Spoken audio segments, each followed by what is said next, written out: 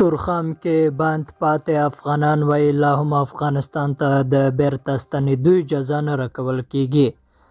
د تورخم هغه غاړې یو شمېر بند پاتې افغانان لا هم شکایت لري چې د کډوالۍ کارتونو او تذکرو له درلودلو سره افغانستان ته د ستنېدو اجازه نه ورکول کېږي.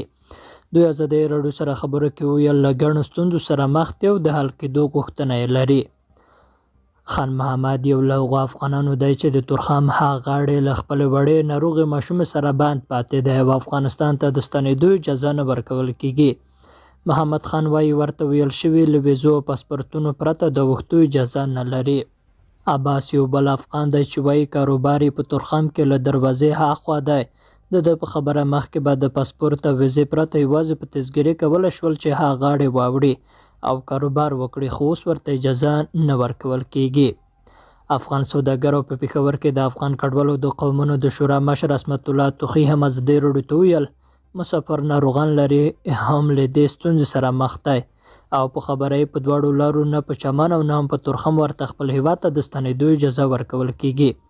توخی ادعا کوي چې افغانان د پاکستاني پولیسو له لوري ځورول کېږي او نور له دې دوامدارو ستونزو ستړي دي. موږ پر نړیوالو غږ کوو چې دا د افغانانو ستونزې دي، نورې حل شي، له ډېرو سختو ستونزو سره مخامخ دي. هڅه مو وکړه په دې اړه د طالبانو د حکومت د بهرنیو چارو وزارت او ویاندویانو نظر هم واخلو، خو زموږ پوښتنو ته یې ځواب رانه کړ.